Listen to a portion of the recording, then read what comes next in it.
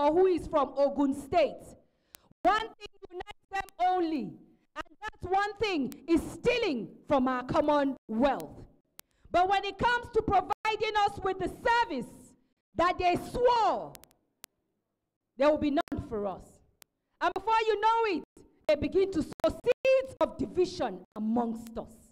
And the minute they begin to sow that seeds of division, guess what? You and I begin to see each other as enemies. Even when you are a Christian, you begin to see the person who is an Anglican and you a Christ Embassy person, your enemy. You begin to see a Muslim who is not Shiite or who is not Izala as your enemy. We begin to now cast ourselves in boxes. But when it comes to them, they don't put themselves in boxes. It's only in Nigeria you meet someone, and when you tell them your name, the first thing they ask you is, where are you from? They are asking you that question because they want to begin to judge you. If I tell them I'm from Anambra State, they begin to think quickly in their heads, what do they know about people from Anambra? Instead of getting to know me, they begin to judge me based on what they think of the Igbo people. If you ask me and I tell you I'm from Kebbi State, you begin to look at me, Wanamba Haushiang, daga inda taputo. Someone who doesn't know anything. You begin to judge me based on that instead of knowing me as to who I am and what I represent. If God wanted us to be one race, one human race, he would have made all of us one color, one language, one world. But he decided to put us in different places. So we don't see ourselves as enemies, but as friends.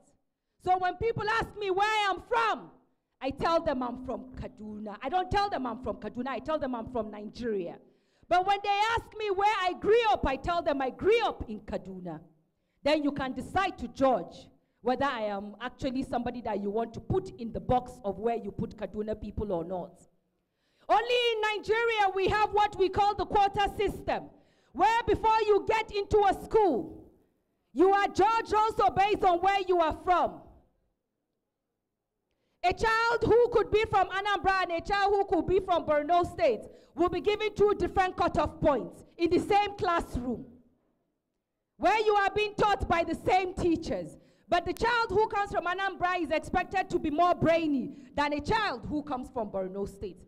You psychologically have told the child from Borno State that he is not fit enough to compete with a child who is from Anambra State. So we already begin to damage ourselves as little kids, even before we grow up. I went to school in Federal Government Girls College, Onitsha, at a young age when I was 11 years.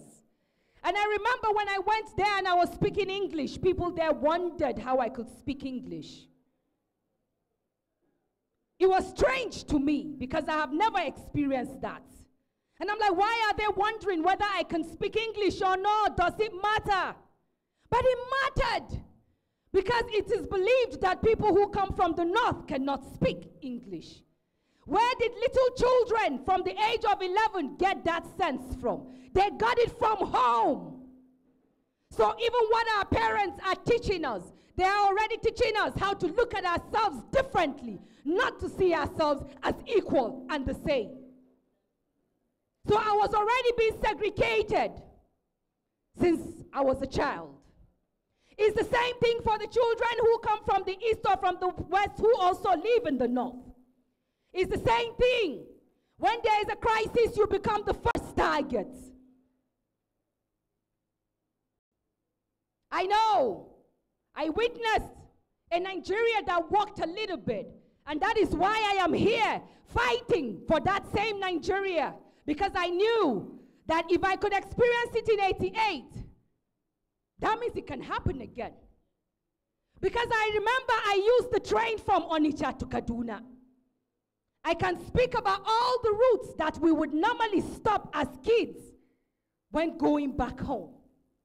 My father couldn't afford to take me to school. He only took me to school once. When I was going to Onitsha for the first time, I have never left Kaduna to go anywhere. My father took me once. The second time, I was expected to go to school by myself. But guess what? My father took me to the bus station in Kaduna, Sabon Tasha. Put me in a bus, Acpn. And he only went and spoke with the driver. This is my daughter. She's going to school, Federal Government Girls College on Onitsha. This is the address of the school, 33 Junction, Usugbe. When you get to Onitsha, please put her in a car that will take her to school. I was only 11 years old. My father did that based on what? Based on trust that we had for each other. Today, you cannot even trust even your own family with your children. My father will drop me. I wasn't the only one. There were other children too whose parents did the same. We had trust in ourselves. And my parents will not hear from me because there was no phone for me to call them and tell them I arrived safely. The only thing I could do is to write letters because my father did not have an address that was acceptable then. My mom was a dentist.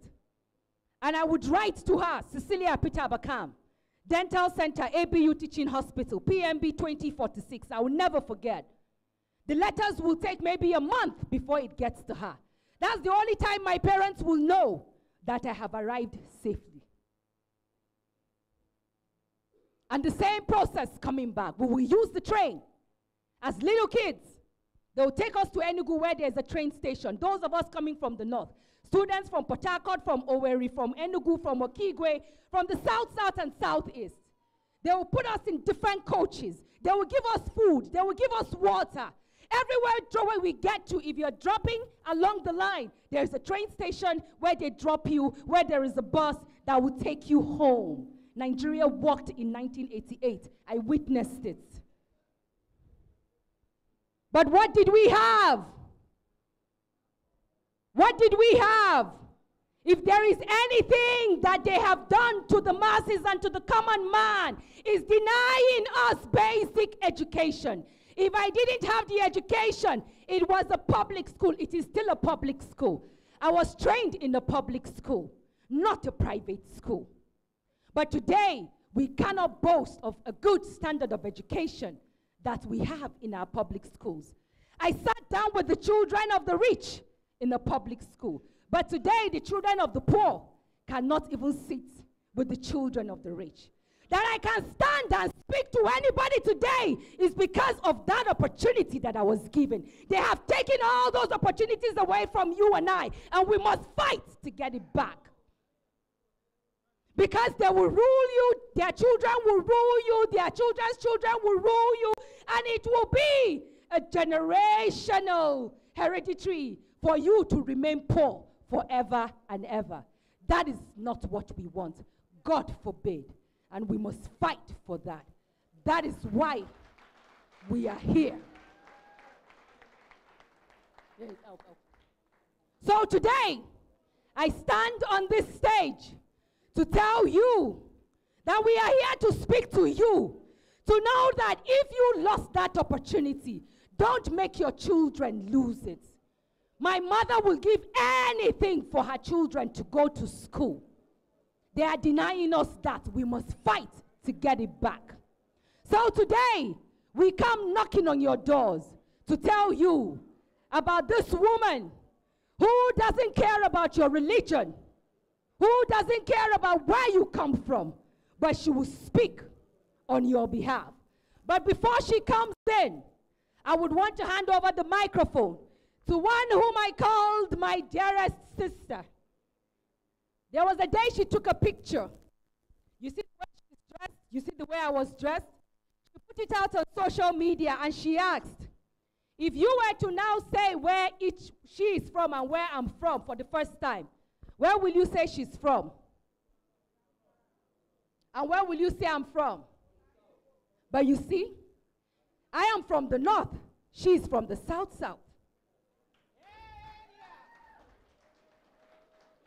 That's how we judge ourselves without even knowing whether you're judging your own sister. I met her during the movement of Bring Back Our Girls. And since the very first day that our path crossed, it hasn't changed. And it will remain unchanged until the day we depart this earth. She's a sister and a friend. One who isn't always afraid to speak truth to power. One who isn't always afraid to say it as it is. For some of you may know her, some of you may not know her. But I'm going to hand over the microphone to my sister, Aisha Yesufu.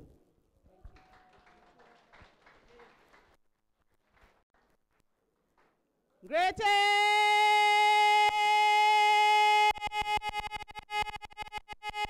Nigerian people,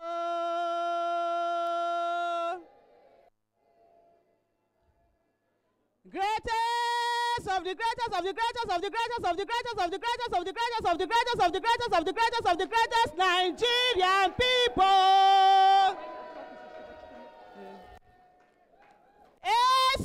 Acpn! Acpn! Acpn! Hope, progress, and prosperity. That's what we bring. Today we live in this country, and there is no hope. But we will not give up on hope, because the day that we give up on hope is the day that we give up on life. We will continue to fight for Nigeria, because Nigeria is worth fighting for. We do not have any other place. Poverty does not know religion. Poverty does not know tribe. Poverty does not know gender. Poverty does not care. It affects everyone. And if you go to anywhere in Nigeria, you will see the same thing. A lot of poor people. As I sit here today, I see mothers who are market women. My mom was a trader. And I know how it is after she had finished buying her things. She would sit at the back of a truck and she would sit on top of those things. For every time that I drive and I see a woman on top of that, I remember my mother. For every time that I see women queuing up where they are selling kerosene, I remember my mother. The day when my mama go that place, you know say when money no day, quarter day. You know say when person no see food chop, now to they fight. All the time, because food not there now. So you know if you sit down, you not do anything, what you go do, go they quarrel. You get the day when my mama go buy kerosene. That line where we say sometimes you go sleep for the line. Now just small picky when my mama they queue up till now, people see they queue. As my mama sit down there, and I don't know what it cause the quarrel. But at the end of the day now, because money no day now. If money there, they first stay for the queue. If for both of them get their motor, now for instance motor, they go to quarrel. They will just raise hands, they say, I'm now big sis. Even when they quarrel, become quarrel where they say na money own. You understand? Now so my mama and this woman, they abuse each other. Abuse each other. That day, my mama, they leave that place, she they cry. She said, see, as me and this woman abuse each other for nothing. And that day, my mama told, say, even if I go die, she said if she go die, she no go buy kerosene again. Now we can't go buy them. But today when we there here, so, that kerosene, people still they do queue. People still there where we say they don't see food where they go eat. Earlier on, I see some boys, they come out. Some tell them, say, the clothes where they wear, say, no fine. I stand there and say, no, every human being for this Nigerian, a Nigerian person. No Nigerian is more Nigerian than any Nigerian. On no condition will you look at somebody and say because his dress is not okay, that you will treat him differently. We don't have that right. And I say to those young people, I was in the university when a girl said to me that, Aisha, I know you because you wear only one cloth. And she wasn't lying. I wore only one cloth in the university. I went home that day and I said to my parents, I am famous because I wear only one cloth. I grew up poor, and I am not afraid to tell anybody that I grew up poor in this country. Unfortunately, when you are poor in Nigeria, you are faceless, you are nameless, you are voiceless. They want to forget about you. They don't want you to be heard. You are not a human being. The only time you are a human being is when election comes. They need your thumbprint. To them, you are not a human being. You are a thumbprint, and that must stop. Every human being has a right in Nigeria. Every Everybody has a right in Nigeria, and we must ensure that those rights are heard. Nobody a ƙasar nan sai lokacin siyasa ɗan talaka. Aka je ana shugabanci manta da 'ya'yan talaka, amma ana neman ƙuri'a za a haɗa su a ce za a ba su kuɗi a duk ƙuri'an sai an tafi ko kallon ka ba za a taɓa yi ba. Matan nan, Obiyar Zakwasile ta fito, mace ce, mutane su fito su ce ai ba a ba mace mulki. Wannan zazancen mulki ba ne tattalin arzikin ƙasa. Kuma ta iya ta saba tana koya mutane. Sai mun samu ƙasan da yake da ɗan talaka da ɗan shugaban ƙasa. Najeriya ɗin nan da muke nema sai na za ta ɗauki kowa daidai. Duka mu mutane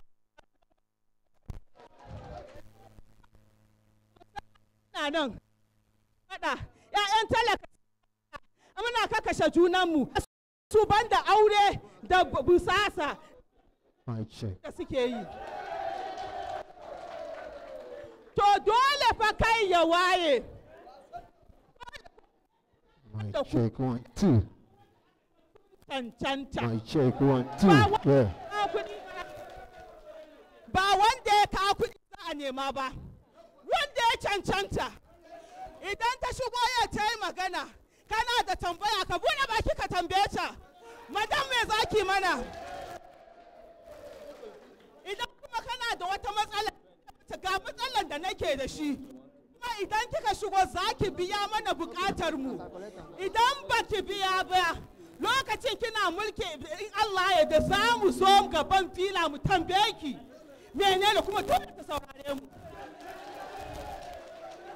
Ni dinnan kuma ni dinnan da na tsaya a nan ba yau na fara fita abin na tsab adawa ba.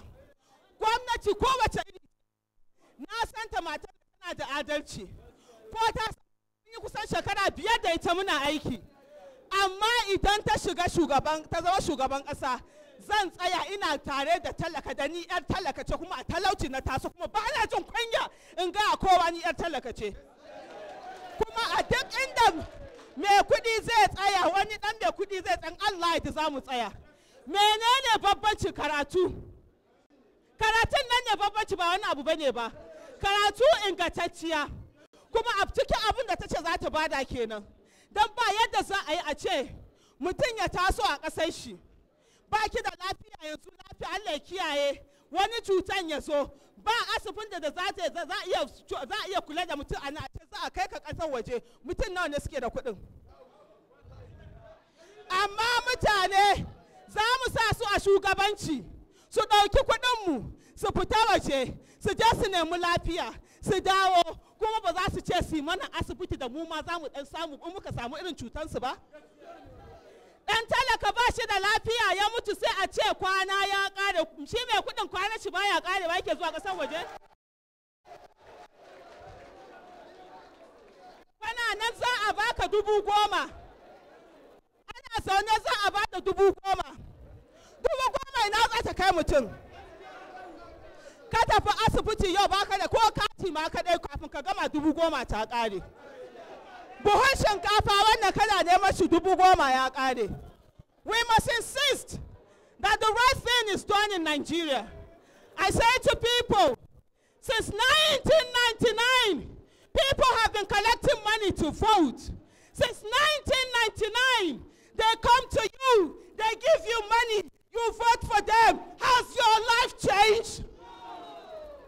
If your life hasn't changed from collecting money for 20 years, it is time you put your money where your vote is. It is time. Mutane na neman t-shirt. Na ce ba mu da t-shirt. T-shirt ɗinmu kaɗan ne. Har ana mana gori wai ba mu da kuɗin da za mu yi siyasa. Ba mu da kuɗin satan da za mu yi siyasa. Amma an muka je da izinin Allah za mu yi aiki. Matan nan sace aiki. Idan ba ta yi ba, ni kai na Aisha Yusufu ina nan kan abin na Abuja zan yi mata protest. Zan yi mata protest. Mun daɗe ɗan talaka ba shi da baki a ƙasar nan. Dole wannan zai canza. Ba wulaƙanci mutum ya kalle ka ce wai rigan da ka sa ba ta yi kyau ba. To ba wanda ya isa ya gaya mana wannan. Gara wanda ba shi da riga mai kyau da yake baya sata baya cin hanci. Mun ga gwamnoni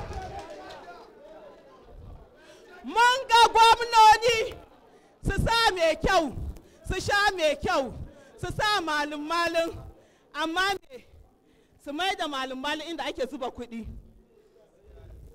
Baro kake, amma kana abin da ya kamata. Kuɗin da kake da shi na halal ne, ba na haram ba. Kai ne ɗan ƙasa. Ko ma wane ne kowane irin shugaban ƙasa. Ko malin-malin shi, ko min kyan ƙasan shi kayan da yake sa.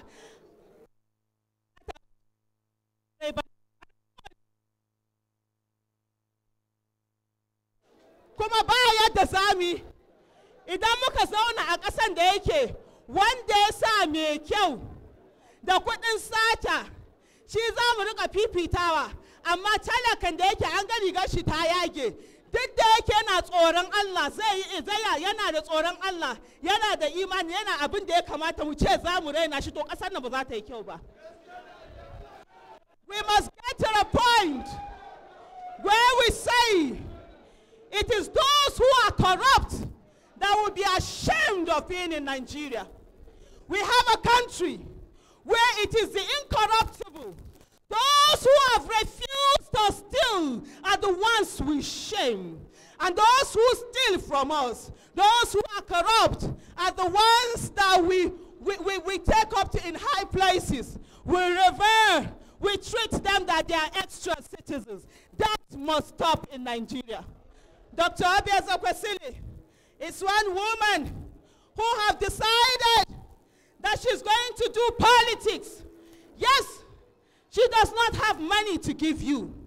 Yes, she does not have a lot of t-shirts to give you. Yes, she will ask you and say, donate to my campaign. Yes, she might not have the posters to give you, but she has the good governance to give you. She has what it takes to lift 80 million people out of poverty. She has what it takes to work for Nigeria. She has what it takes for the school that your children will go to, for there to be good quality education. The greatest injustice in Nigeria today, is that access to good quality education is dependent on the economic status of one's family, and that is a crime. Your child should have good quality, free basic education, primary and secondary school. Imagine if government schools were good today. The money you are paying in private schools, you will use it for something else. Rwanda is an African country that is not as populous as Nigeria. Not as Nigeria. Today, private schools are closing up. Why? Because the government schools are good. Then the other private schools, what would they do? People from abroad can come. Now, bad thing for Igbo people, they send their people to Nigeria, make them come school. It don't go good. The way where our people, they send children go abroad, we will send our children, make them go school for London. If London people send their children come Nigeria, come enter our private school because they're good, it not going to be better thing. Now, 2 heads they get for there. Not be the same 1 head where they get, now we get. Why we not they use our own?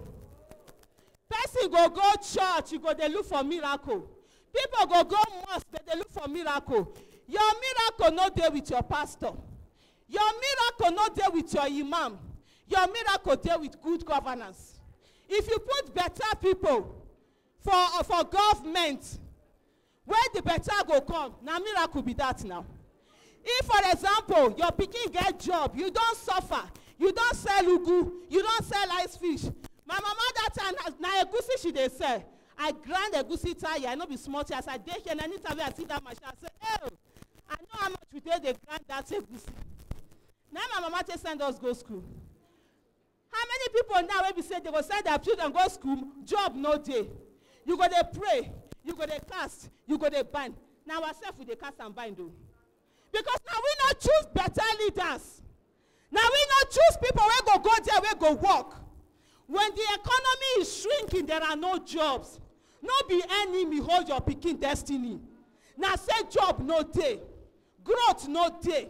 Now you make your picking no get work.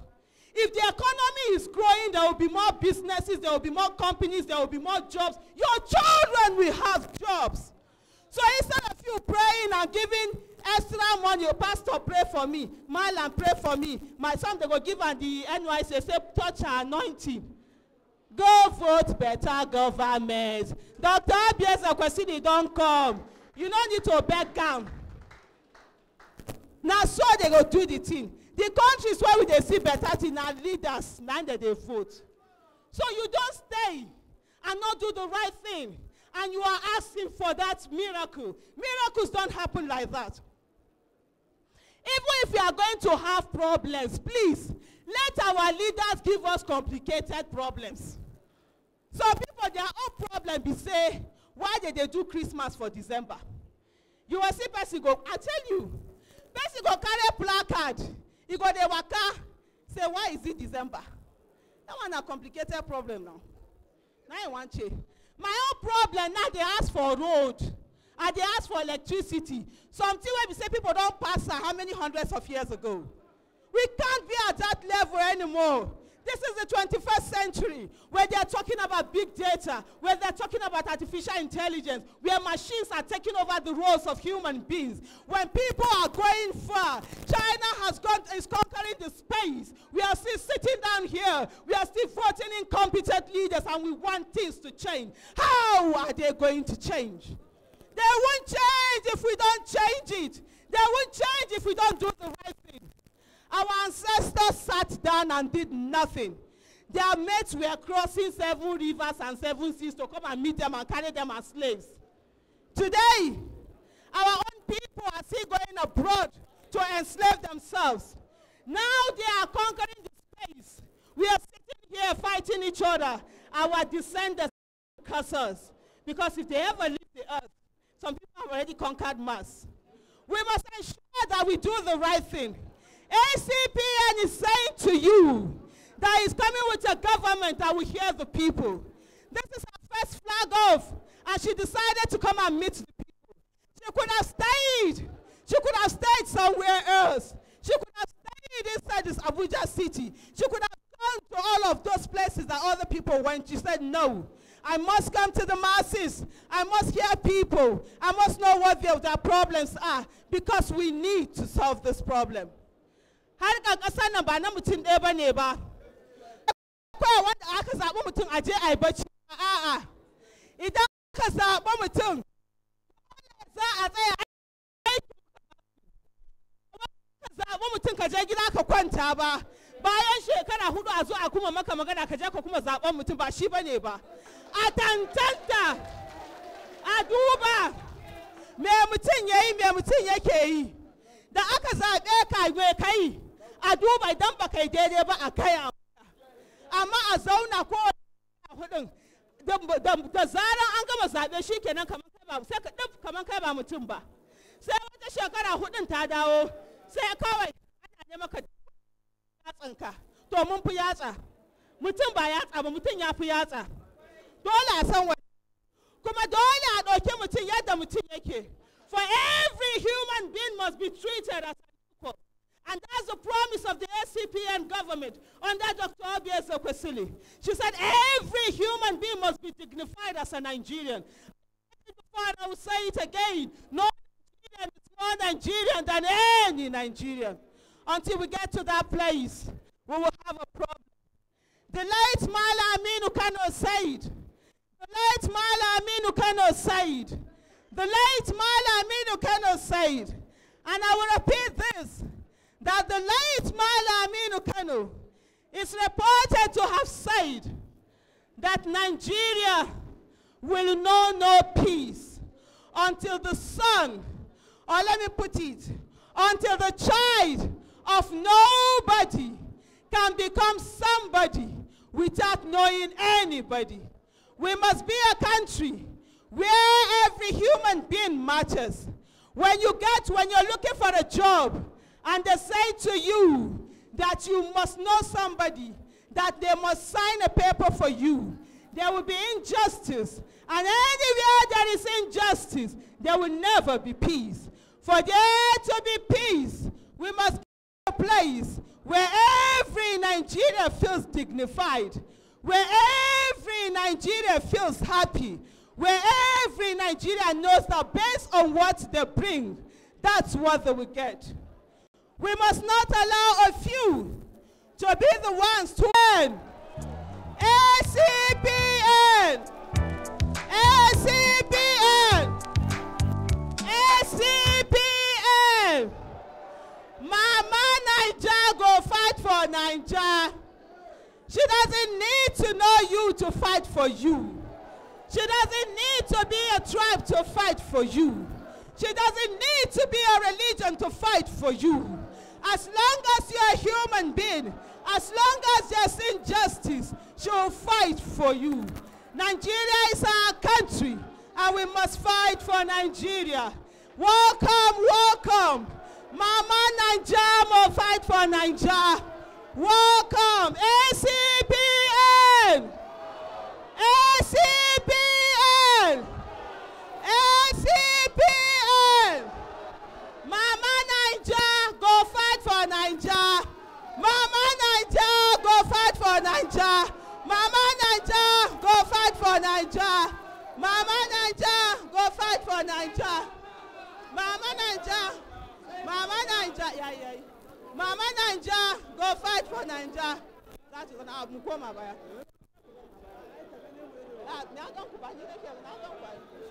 Mama Naija.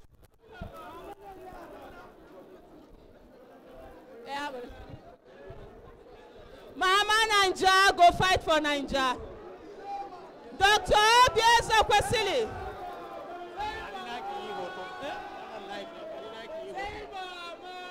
Mama Naija, go fight for Naija. At this stage, we must understand that every Nigerian is important. Every Nigerian is important. A lot of people said, why would she come to the suburb?